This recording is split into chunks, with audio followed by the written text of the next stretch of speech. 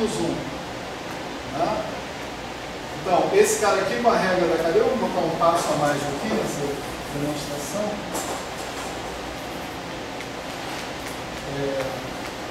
D sigma dt,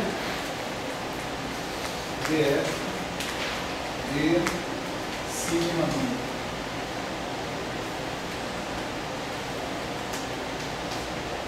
Certo? Esse cara que está aqui é o EMI, né? É a base, são os vetores base atuando na coordenatização que dá sigma μ. Cara, então isso aqui dá D sigma μ, dt, EMI do F. Se o EMI for atuar no F original, ele vai terminar com aquela forma que está ali. Tá certo?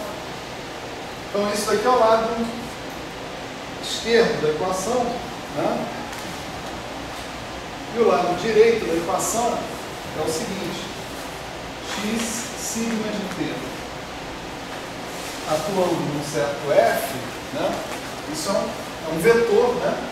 No ponto sigma de t, né? Isso vai dar x'mi de sigma de tt, componentes do vetor x no ponto sigma de t, vezes mi de f, não é isso? Se eu tenho um campo vetorial no ponto sigma de pt, ele vai ser as componentes naquele ponto vezes vetores base. Vetores base vão atuar na função original que a gente está considerando aqui. E agora você vê, aqui é o lado esquerdo da equação, esse aqui é o lado direito, né? Então você pode agora unir os dois, você tem os dois expressos na mesma base, mi de f. Isso só funciona se os coeficientes forem iguais. Né? Então, a condição para que eu tenha, né, uma curva integral é que as coordenadas dessa curva integral, pelo menos naquela região menos epsilon a epsilon, satisfaçam essa equação diferencial aqui, ó.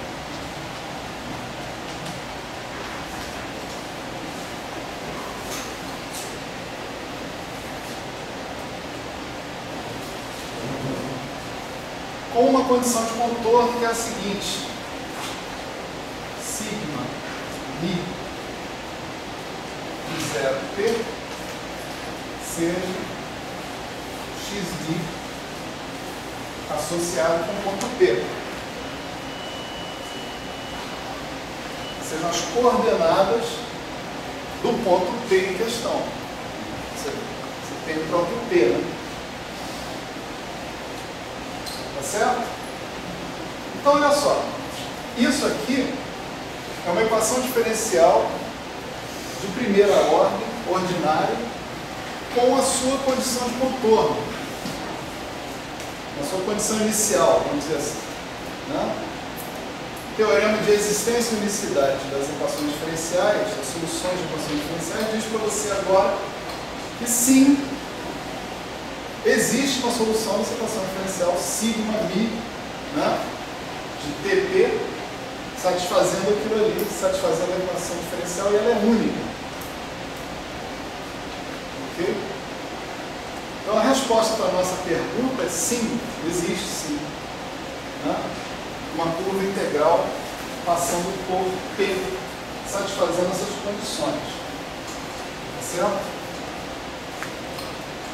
Bom, nada mais óbvio, né, do que o que a gente encontrou no final, né? Como lembrou o Gabriel. Xmi são as componentes, né, do meu campo vetorial, não é isso? No ponto sigma de TP, não é isso? Certo? Xmi são os componentes. O que eu fiz? Eu escolhi um vetor em cada ponto da variedade. Então, em cada ponto da variedade eu tenho um conjunto de componentes que formam uma função de P, né? Uma função desse ponto. Ok? Ali eu tenho xmi de sigma de TP, ou seja, são os xmi ao longo de uma certa curva, sigma.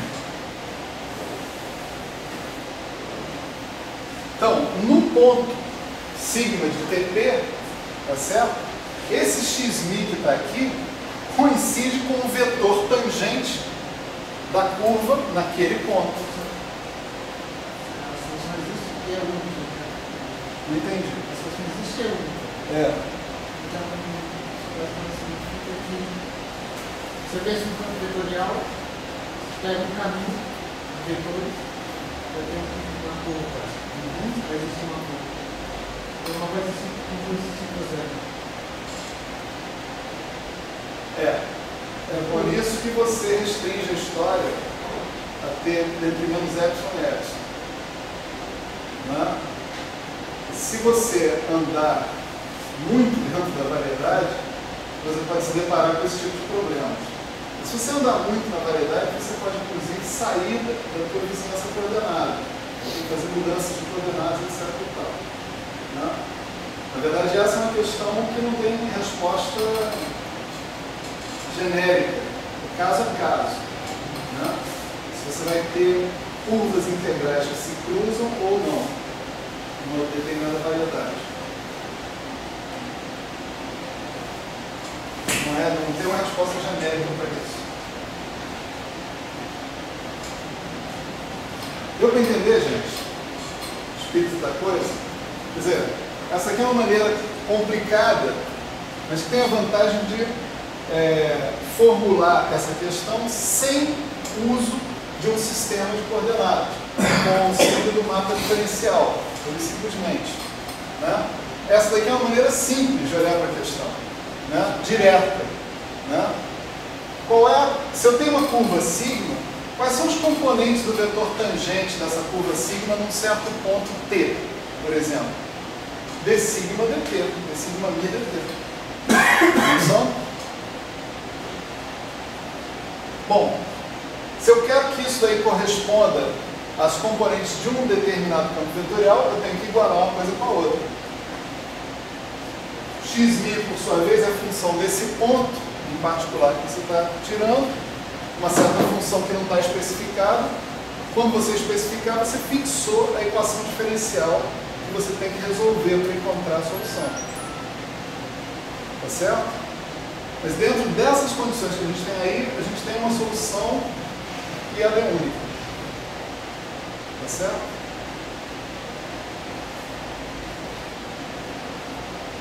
Essa notação zero P, Não, zero diz respeito a esse parâmetro aqui, né? A gente está impondo, em particular, que quando t seja igual a zero, o ponto na curva seja o ponto P. começa em P. Pode começar em P, mas tem o passado da curva também, né? Se dizer assim. Então, aqui está o P, essa sua curva é sigma de TP. Por que o P está aqui? Porque você quer indicar explicitamente que a curva passa pelo P. Por isso que a gente bota o P aqui nessa história. Né? E aí você associa a esse ponto P o valor zero. Tá certo? Quando a curva, quando o T assume o valor zero, ela está passando pelo ponto P.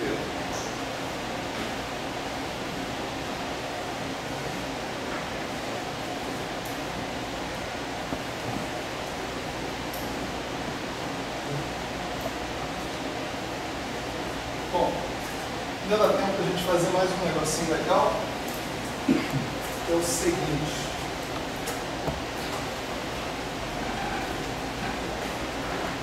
A gente pode agora, né,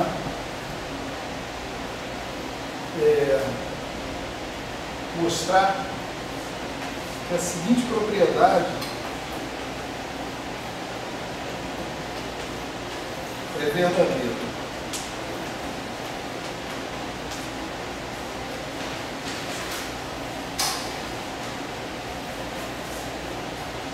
O que significa isso? Né? Essa é a curva, né? Sigma, no ponto T, passando pelo ponto sigma de SP, para um outro S. Né? Vamos chamar isso aqui de sigma de SP. certo? Aqui está o ponto P, né? O sigma de SP passa pelo ponto P. Então você está mudando, na verdade, o quê? Você está mudando na tua prescrição da curva, né? Na sua visualização da curva, você está mudando o ponto base que você está usando para se referir à curva em questão.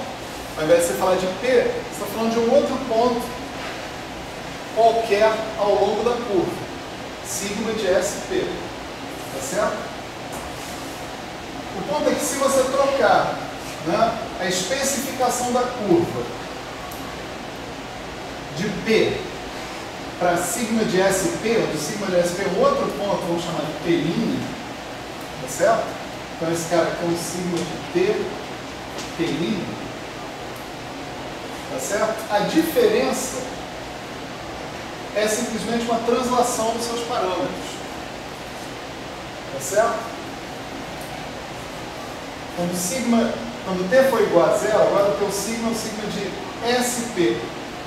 Pura e simplesmente. Tá? Mas a mudança, quando você muda o ponto que você está especificando, é simplesmente uma translação do seu parâmetro.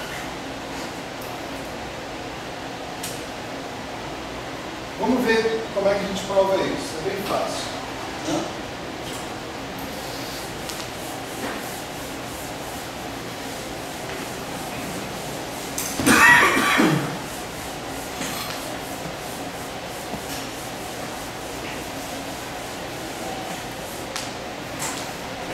Então, se eu pegar e calcular DDT, sigma de T, sigma de SP, isso tem que ser x'mi de sigma de T, sigma de SP, certo?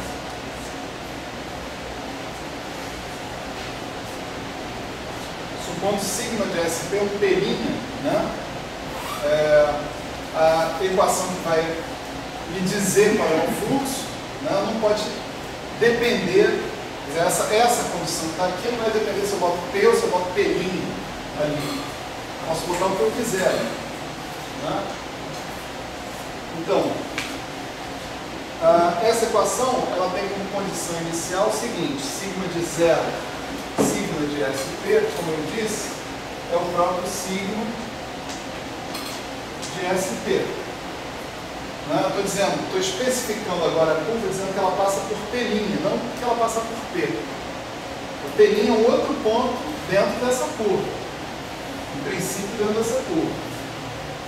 Legal. Então, vamos guardar isso aqui por um lado. Por outro lado, né, se eu calcular DDT do sigma μ de T mais S, P,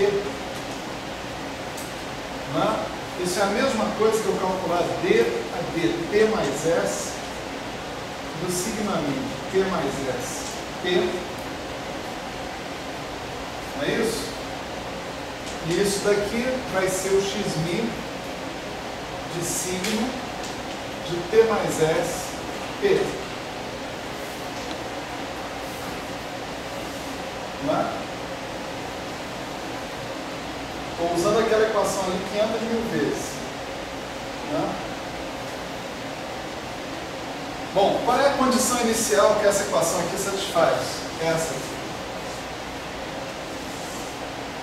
Né? Ela vai satisfazer que o sigma de 0 mais S, P, é igual ao sigma de SP. Se você olhar para essa equação e para aquela, elas são a mesma equação, sujeita à mesma condição inicial. Portanto, essa solução, sigma de T mais SP, tem que coincidir com essa solução que está aqui, dessa equação. Sigma de T, sigma de SP. Né? Existência e unicidade das soluções das equações diferenciais.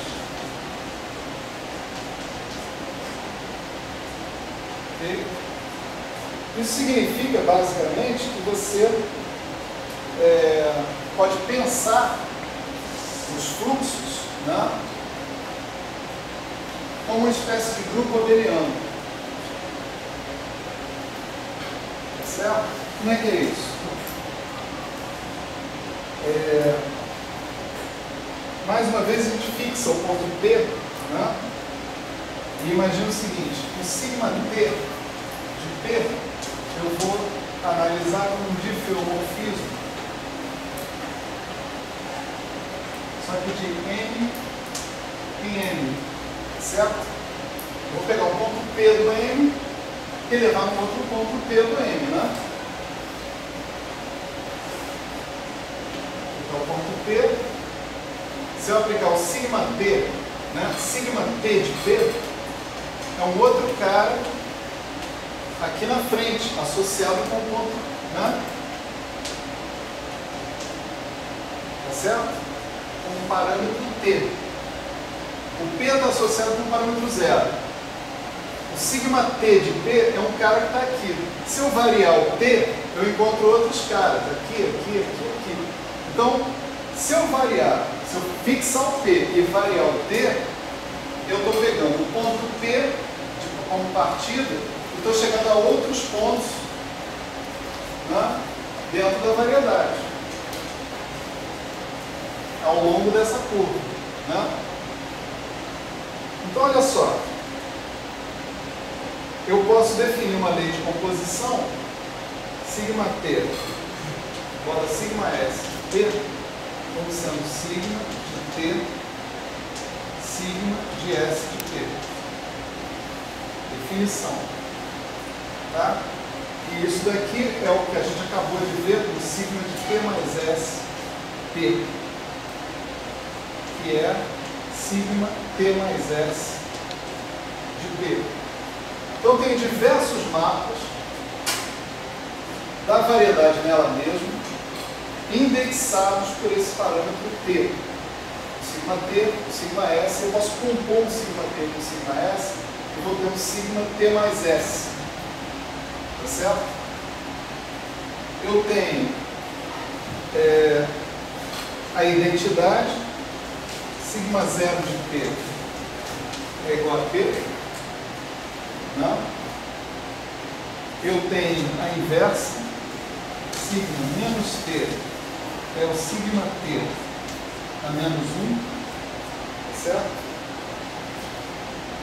Então, você tem identidade, você tem inversa, você tem uma lei de composição associativa, porque a lei de composição é abeliana, né? Isso é obviamente associativo, a adição é associativa. Então, você tem um grupo, né? Isso aí é o chamado grupo de transformações a um parâmetro.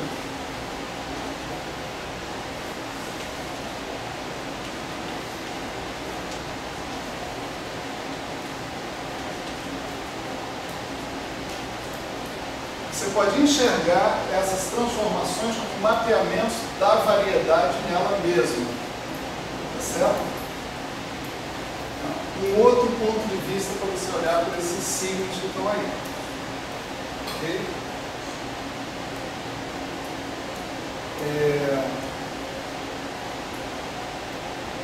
Nós vamos encerrar por aqui, né? E na aula que vem a gente continua estudando a questão dos fluxos, tá certo? E eu estou numa dúvida cruel agora se mais para o final desse negócio a gente vai para os grupos de Lie ou se a gente para falar de homotopia e homologia. Eu vou decidir até o final. Depende um pouco da cara de vocês. Então, estou avaliando assim, a cara de vocês. O que acontece. Né? Queria dizer que hoje eu vou tentar fazer aquele teste. Se quiser desligar aí, tranquilo. Ele já não interessa